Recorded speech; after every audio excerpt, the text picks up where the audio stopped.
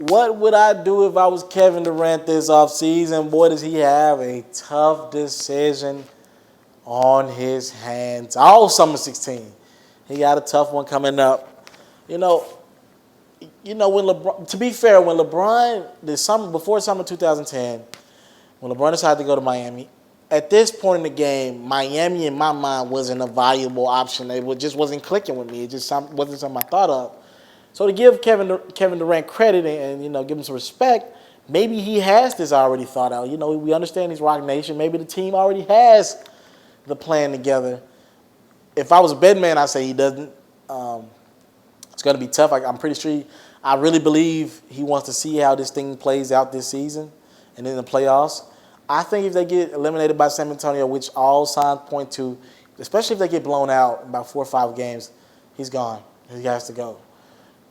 If he does leave, I don't think Washington, D.C. is a viable option. I think that's something the media hyped up. I don't think he ever wanted to do that. I think we hyped it up because of LeBron going to Cleveland and a couple other players coming home, Melo going back to New York, and LaMarcus Aldridge going back to Texas. I think we hyped it up. I don't think that was ever a thing that Kevin Durant wanted to do. I don't think he's interested in all the hoopla like a lot of other players. I don't think that really is his motive. I think he just want to play basketball and want to win.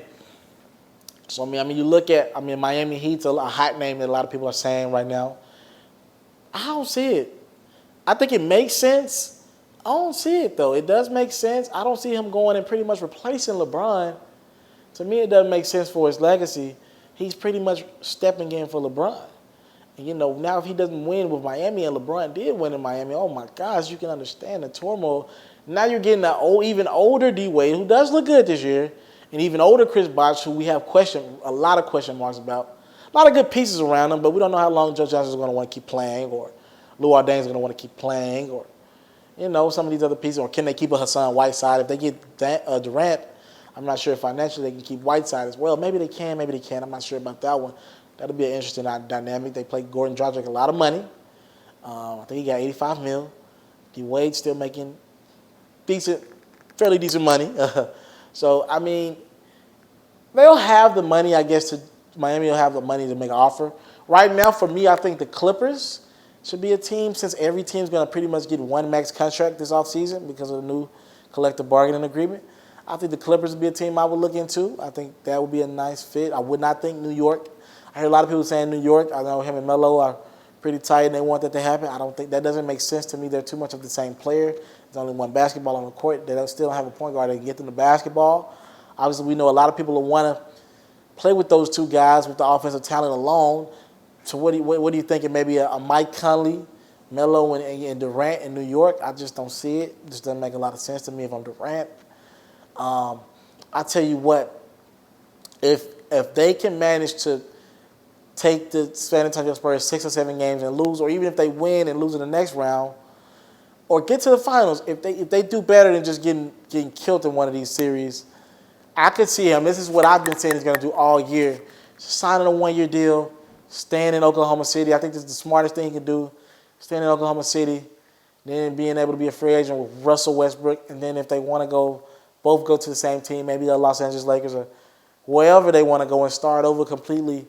I like that option. For me, Sam Presti and the Thunder just not did a great job of putting pieces around them. Let's keep in mind that they let go Harden.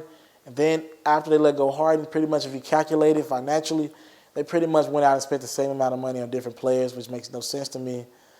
They should have just kept Harden, paid the luxury tax like a lot of teams were doing.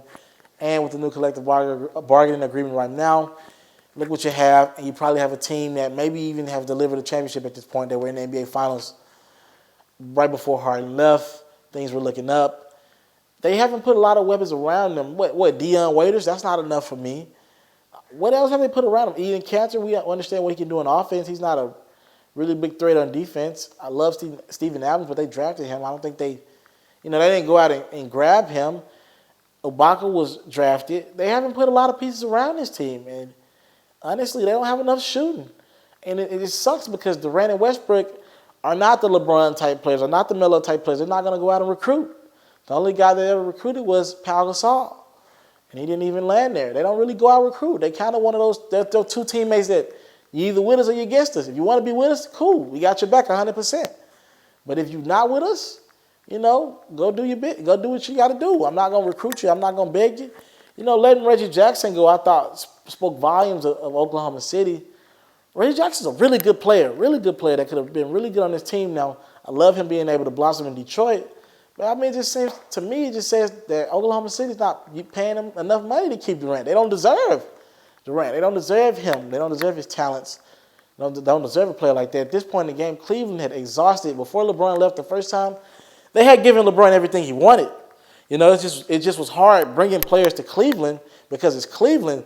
But they tried to bring everything they wanted. They went out and tried to go after Amari. They went and got Shaq, who still made a lot of money at the time. They went out and got, Delonte and Mo Williams. They did everything that they could to please LeBron.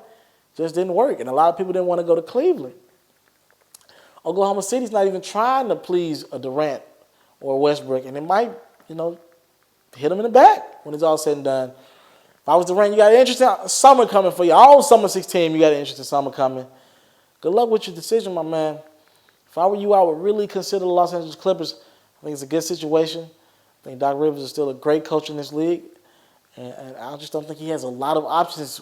The irony, he doesn't have a lot of options that make sense in a summer where everybody has money. A lot of those things don't make sense. A lot of those teams don't make sense to him where he's at. A lot of those teams, most of those teams don't have a Russell Westbrook type talent. We're talking about a top 5, top 8 player in the game. So why would you leave? To me, it's on ownership to go get one more max player around these guys. See where you can go from there. We'll see this offseason. It should be interesting. Hey, I want to thank you for taking time out of your day to watch my interview, my performance, or maybe it was a feature story. Now, right now, you can either subscribe to my channel or you can watch other performances. Thank you for taking the time out. It's MrTeleferro.com. A way to talk to everybody, to let them know that I'm okay, or I'm this, I'm that. It's saying hi to the world, for real. I'm not lying, I'm not playing, because how many,